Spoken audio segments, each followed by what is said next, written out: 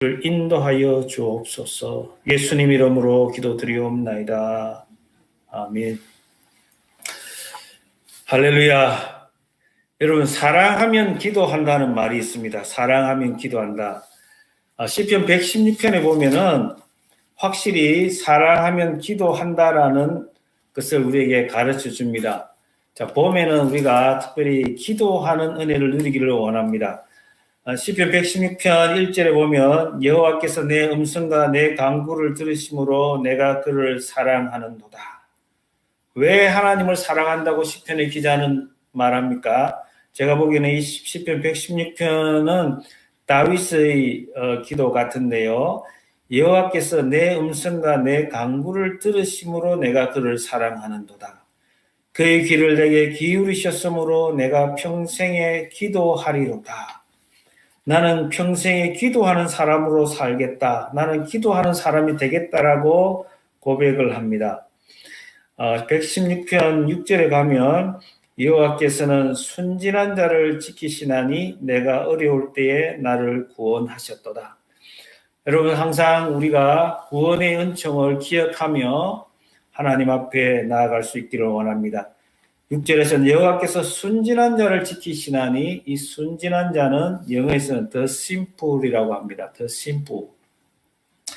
자, 무슨 말이냐면은 단무지라는 거죠. 단무지.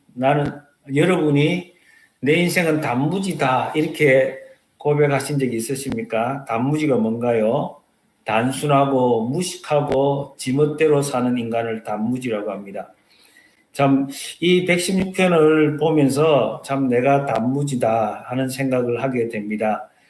여러분, 바로 시편 기자가 기도의 사람이 되겠노라고 고백했던 것처럼 바울은 역시 기도의 사람이라는 것을 우리에게 자주 보여줍니다. 특별히 우리가 에베소 공부를 하면서 에베소 1장에서 우리가 그의 간절한 기도를 우리는 보았습니다. 여러분, 오늘 성경 본문에서는요, 역시 바울은 그가 기도의 사람이라는 것을 우리에게 보여주는데, 하나님께서 에베소 교인들을 향해서 바울을 통해서 우주적인 하나님의 구원 계획을 보여주실 때에 내 한 사람 한 사람의 구원이 그 우주적 구원 계획과 연결되어 있다라는 것을 말씀해 주었습니다. 이제 바울이 그 성도들에게 하나님의 사랑을 이렇게 깨닫게 하는데 자기의 기도를 통해서 하나님 사랑을 알게 하고 하나님 사랑으로 초청합니다.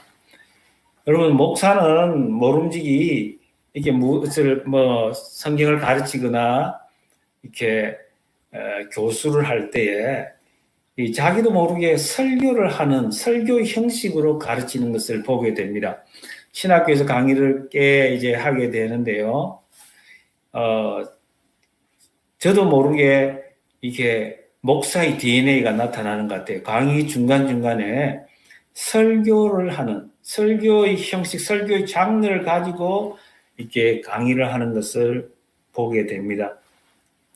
바울은 기도의 사람이기 때문에 이렇게 자기가 하고자 하는 말을 전하고자 하는 메시지 중간중간에 기도라는 형식으로 하나님 말씀을 전하는 것을 보게 된다는 거죠.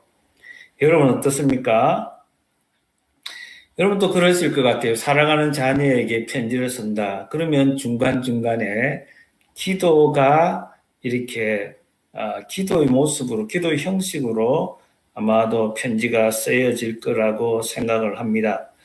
바울의 기도는 한마디로, 에베소 교인을 향한 바울의 기도는 한마디로 이들이 하나님의 능력으로, 성령의 능력으로 강건하게 해달라는 기도입니다. 우리가 1장에서 바울의 기도를 통해서 세 가지를 알게 됐잖아요. 하나님, 이들에게 지혜와 계시의 영을 부어주셔서 이들 마음의 눈을 밝혀주셔서 세 가지를 깨닫게 해주세요.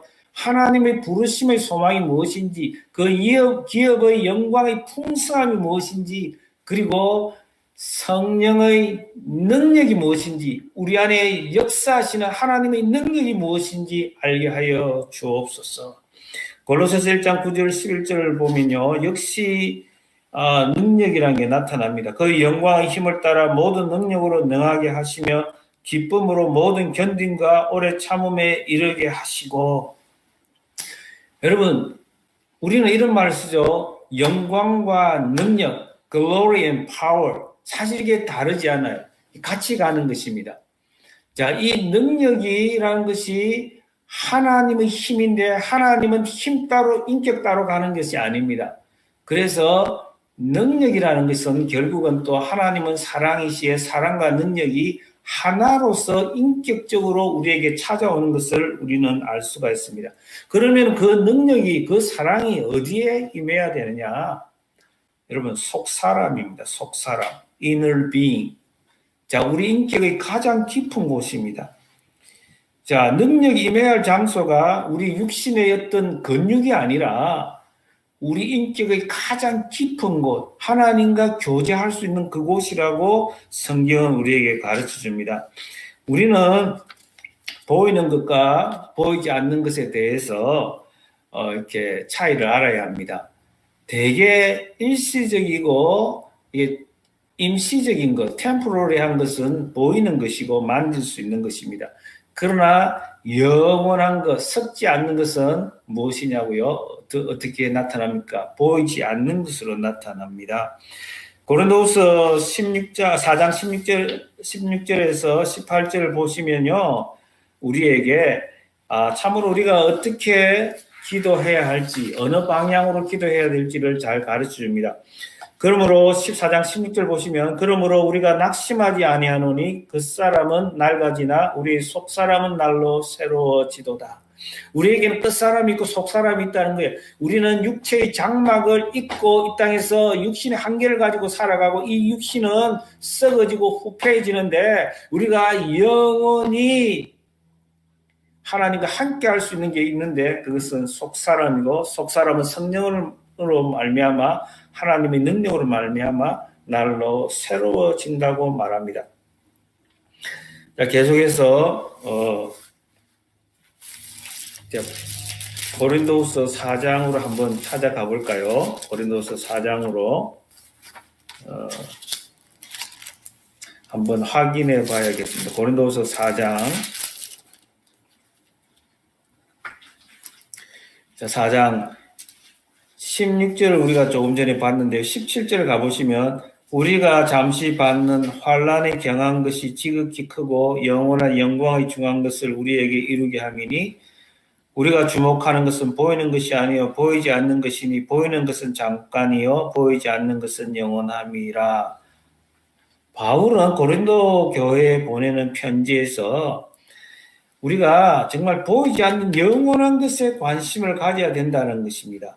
그러면서 우리 안에는 속사람이라는 게 있다. 하나님이 우리를 강하게 만들고 싶어 하시는 그 부분인데 그것이 바로 속사람이다. 그래서 썩어질 것이고 무덤에 내려갈 그 끝사람에 대해서 우리가 마음이 치심하면 안 된다는 거예요. 우리 몸은 그러면 나쁜 거냐? 하나님이 주신 거고 우리가 잘 관리해야 되고 건강하게 살아야 됩니다.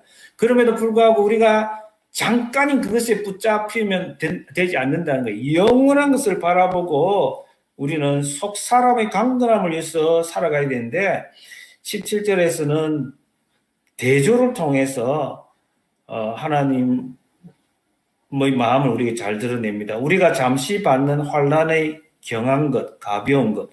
환난이나 고난은 잠시고 가벼운 거라는 거예요. 그리고 거의 반대된 것이 뭐냐? 지극히 크고 영원한 영광의 중한 것, 영광의 무거운 것이 있다는 거예요. 하나님의 무게가 있다는 거예요. C.S. 루이스가 자주 쓰는 말이 뭐예요? 영광의 무게잖아요. The weight of glory.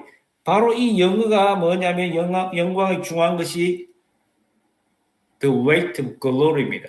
Eternal weight of glory입니다. 하나님의 영원한 영광의 무게를 말하는 거예요. 여러분은 하나님에 대해서 나름대로 어떻게 생각하고 계세요?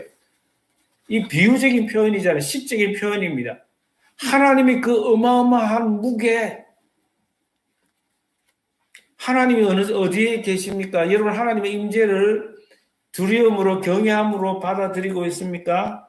아니면 너무 쉽게 생각하고 있지는 않습니까? 그냥 아빠로 부르라고 하니까 우리 아버지라고 하니까 너무 가볍게 생각하고 있지는 않습니까? 하나님을 하나님으로 받아들이는 그 모습이 하나님의 영광의 무게를 느끼는 삶인 것입니다. 여러분, 그 능력은 하나님의 능력은 정말 하나님을 하나님으로 받아들여야 되는데 그 하나님은 바로 사랑입니다. 하나님의 사랑. 그래서 오늘 바울은 기도에서 우리가 사랑 안에서 그 능력으로 강건케 된다는 것이 뭐냐? 사랑 안에서 하나님의 사랑 안에서 우리가 뿌리를 내리고 터가 굳어져야 된다는 것입니다. 여기에 바울은 또 두 개의 이미지를 사용합니다. 하나는 나무요, 하나는 건물입니다. 여러분, 뿌리가 내린다는 것은 뿌리가 깊이 내린다는 것은 건강한 나무를 말하는 것입니다. 건강한 나무처럼 키가 크고 굵고 많은 사람에게 큰 베네피트를 주는 그런 나무를 말하는 거예요. 터가 굳어지고라는 것은 큰 건물을 이야기하는 거예요. 뿌리가 깊은 건축 구조물이 정말 터가 깊이 파여 있는 땅에 깊이 기초를 내리고 있는 그런 건물. 많은 사람에게 기쁨을 주고 많은 사람의 필요를 채워주는 그런 건물처럼 너희가 그런 모습으로 건강한 모습으로 아름다운 모습으로 새로워지려고 하면 어떻게 해야 되느냐? 그리스도의 사랑 안에서 자라야 된다는 것입니다. 그리스도의 사랑 안에서 뿌리를 내리고 터가 굳어져야 한다는 것입니다. 여러분, 봄이 왔습니다. 완연한 봄입니다. 우리 주변에 개나리가 노랗게 피어 있고 우리 주변에 새가 여기저기서 날마다 지저귀고 있습니다. 우리 인생은 어떻습니까? 봄을 타는 인생입니다. 한마디로 말하면 봄아리를 하는 인생입니다. 왜 그럴까요? 생명의 계절입니다. 여기저기서 생명이 깨어나는 소리가 들리고 우리의 마음도 봄 기운에 사랑의 목마름이 절로 터져나오고 있습니다. 아무리 방구석에 들어앉아 있더라도 봄 기운을 우리 마음이 못 느끼게 할 수는 없는 것입니다. 그래서 우리 모두는 사실은 봄을 탈 수밖에 없어요. 봄을 타지 않는 인생은 글쎄요. 여러분 개나리를 보고도 아무런 느낌도 없고 벚꽃을 보더라도 느낌도 없고 히아신스의 그 강렬한 그 향을 맡고도 아무런 느낌이 없다면은 글쎄요. 저는 그런 사람은 없으리라고 생각을 합니다. 여러분 한마디로 말해서 이 봄 기운에 우리 마음이 움직이는 것은 뭐냐면은 우리 마음이 뭔가로부터 체험을 받고 싶다는 거예요. 다르게 말하면은 사랑하고 싶다는 거예요. 사랑받고 싶고 사랑하고 싶다는 것입니다. 이것이 정상적인 사람입니다. 사랑은 대상이 필요하고 우리 마음은 우리도 모르게 알게 모르게 그 대상을 찾아 나서게 되는 것입니다. 왜 우리는 그토록 사랑에 목말라 합니까? 특별히 생명이 고동을 친 이 봄에 우리는 하나님의 형상으로 지음을 받았기 때문입니다. 우리의 죄로 인해서 우리의 형상이 망가졌지만 부서졌지만은 그 밑바닥에는 여전히 하나님의 형상의 흔적이 남아 있습니다. 그러므로 우리는 사랑이신 하나님에 대한 목마름을 가지고 있단 말이에요. 여러분 그런데 세상에서는 정말 다른 것을 하나님 아닌 것으로 너희 마음을 채워줄 수 있는 것처럼 속삭임들이 있다는 사실을 우리는 기억해야 합니다. 그러나 하나님이 아니고서는 우리 마음은 언제나 빈들의 마른 풀같이 살 수밖에 없음을 우리는 알아야 합니다. 마귀와 세상이 가르쳐주는 그런 갈증 해소 방법이 무엇입니까? 새로운 상대를 만나야 한다라고 말하기도 하고 인연을 찾아서 다시 낯서라 그런 이야기도 하고 별의별 소리를 다 들을 수가 있습니다. 그러나 성경은 우리에게 분명히 말합니다. 어디서 목마름을 해결할 것인가? 누가 우리의 가란 목에 생수를 주시는가?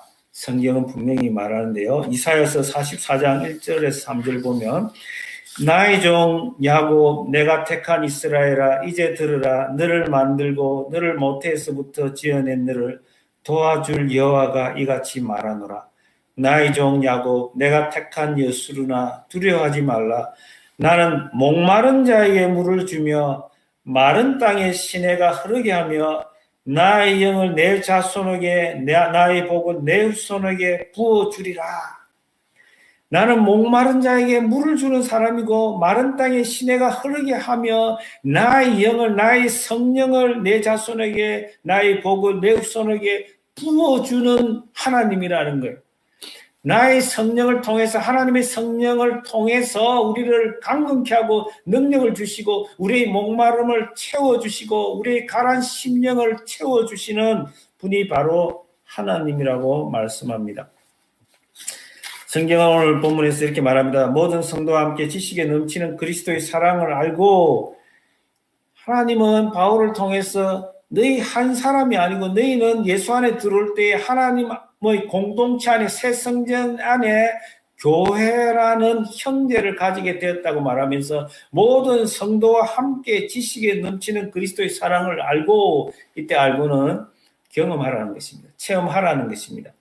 하나님의 사랑을 체험하라는 거예요. 지식에 넘치는 이제 지식을 뛰어넘어서 머리로만이 아니라 깨닫는 수준에서만 그치는 것이 아니라 하나님의 사랑을 예수 안에서 체험하라는 것입니다.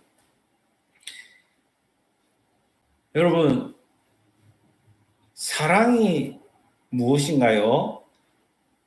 어디서 우리는 사랑을 확실하게 경험할 수 있습니까? 바로 십자가입니다. 요한일서 4장 10절에서 이렇게 말합니다. 사랑은 여기 있으니 세상에서는 여기저기 사랑이라고 말하지만은 요한을 통해서 하나님은 어떻게 말씀합니까? 사랑은 여기 있으니 우리가 하나님을 사랑한 것이 아니요 오직 하나님이 우리를 사랑하사 우리 죄를 위하여 화목제로 그 아들을 보내셨음이니라. 하나님의 요한을 통해서 사랑이 여기 있다.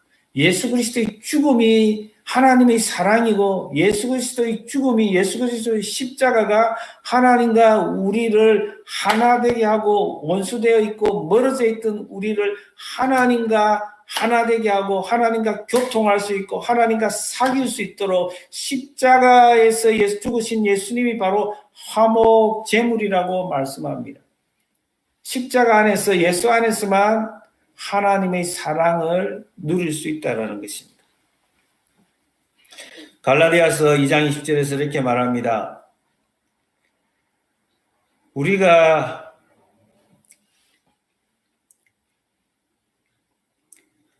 갈라디아서 2장 20절입니다. 내가 그리스도와 함께 십자가에 못 박혔나니 그런적 이제는 내가 산 것이 아니요 오직 내 안에 그리스도께서 사신 것이라. 이제 내가 육체 가운데 사는 것은 나를 사랑하사 나를 위하여 자기 몸을 버리신 하나님의 아들을 믿는 믿음 안에서 사는 것이라. 나를 사랑하사 나를 위하여 자기 몸을 버리신 하나님의 아들을 믿는 믿음 안에서 사는 것이라. 바울은 자기의 삶의 존재 이유를 이렇게 말하는 거예요. 하나님이 나를 사랑하사 예수님이 나를 사랑하사 나를 위하여 자기 몸을 버리신 하나님 아들을 믿는 믿음에서 사는 것이라고 고백을 하고 있습니다. 로마서 8장으로 가면 바울을 통해서 하나님은 우리에게 하나님의 사랑이 어떤 것인지 너무도 강렬하게 말하고 있습니다. 누가 우리를 그리스도의 사랑에서 끊으리요? 환난이나 공고나 박해나 기근이나 적신이나 위험이나 칼이라. 그러나 이 모든 일에 우리를 사랑하시는 이로 말미암아 우리가 넉넉히 이기느니라. 사망이나 생명이나 천사들이나 권세자들이나 현재일이나 장래일이나 능력이나 높음이나 깊음이나 다른 어떤 피조물이라도 우리를 우리 주 그리스도 예수 안에 있는 하나님의 사랑에서 끊을 수 없으리라. 여러분, 그렇습니다. 정말 예수 그리스도를 말미암아서 하나님은 자기 아들을 아끼지 아니하시고 예수님을 우리를 위해서 내어 주셨습니다. 예수님의 죽으심으로 우리를 하나님의 양자로 삼아서 하나님 우리에게 모든 좋은 것을 주시겠다는 것입니다. 그리고 어떠한 것도 하나님의 사랑에서 끊을 수 없다는 거예요. 하나님의 사랑은, 우리를 향한 하나님의 사랑은 영원하다라고 말씀합니다. 그 사랑 안에 거할 때에 우리는 우리의 속 사람이 강력해진다는 거예요. 강해진다는 거예요. 어떤 환난도 뚫고 나갈 수 있고, 어떤 처지, 어떤 상황에도 우리가 굴하지 않고 하나님이 보내신 대로 부르심에 합당한 삶을 살 수 있다는 것입니다. 여러분, 그런데 오늘 바울은 너무도 우리에게 분명하게 왜 우리가 사랑 안에 뿌리를 내리고 터가 굳어져야 되느냐, 그 이유를 이렇게 분명하게 우리에게 가르쳐 주는데요. 한번 19절을 한번 읽어보겠습니다. 19절. 그 너비와 길이와 높이와 깊이가 어떠함을 깨달아 하나님의 모든 충만하신 것으로 너에게 충만하게 하시기를 구하노라. 여러분, 하나님을 아는 게 전부입니다. 하나님을 안다는 것은 바로 예수 그리스도의 십자가를 모르고서는 하나님을 알 수가 없고, 하나님을 안다는 것은 바로 사랑을 경험하는 것입니다. 사랑을 아는 것이 바로 하나님을 아는 것인데요. 자, 하나님을 아는 것은 뭐냐? 자, 하나님의 충만이 우리에게 채워지는 것입니다. 하나님을 아는 것은 하나님의 구원이요. 하나님의 구원 그 이상은 없습니다. 하나님의 구원은 우리 영혼만 지옥 가지 않고 천국 가는 것이 아니에요. 하나님의 구원은 우리 인생 전체를, 우주 전체를 하나님의 구원 계획에 따라서 우리를 하나님처럼 만들어주는 것입니다. 근데 하나님을 알라고 하면 하나님을 경험하라고 이야기하고 예수님을 알라고, 예수님의 사랑을 알라고 말하면서, 자, 그렇게 할 때에 바울이 이렇게 기도한 이유가 무엇이냐? 하나님의 모든 충만하신 것으로 너희에게 충만하게 하시기를 구하노라. 요약하면 바로 이거라는 거예요. 19절이라는 거예요. 교회를 통해서 만물을 채워가면서 만물을, 전 우주를 하나님께서 재창조하시고 회복시키는 것처럼 하나님이 우리를 강건케 하는 게 뭐냐? 한마디로 말하면 하나님으로 우리를 채우시는 거예요. 하나님은 사랑이에요. 로마서 5장 8절에서 뭐라고 이야기합니까? 하나님의 사랑이 우리에게 부음받았다는 거예요. 성령으로 말미암아. 하나님의, 우리가 예수를 믿을 때에 성령을 선물로 주시고 성령으로 우리 안에 내주하시면서 하나님의 사랑이 부음받았다는 거예요. 하나님은 사랑이라는 것입니다. 우리 인생이 가장 복된 인생이 뭐냐? 예수 그리스도를 알아서, 예수 그리스도를 경험해서, 예수 그리스도를 체험하면서 하나님의 사랑으로 체험을 받아서, 하나님으로 체험받아서 사는 모습이 가장 아름다운 모습이고, 바울은 바로 에베소 교인들을 향해서, 그가 3년 동안 목회했던 그 에베소 교인들을 향해서 그가 뜨겁게, 겸손하게, 간절하게 기도하는 내용이 바로 그것입니다. 하나님, 에베소 성도들이 하나님으로 체험받게 하여 주옵소서. 하나님의 사랑으로 체험받게 하여 주시옵소서.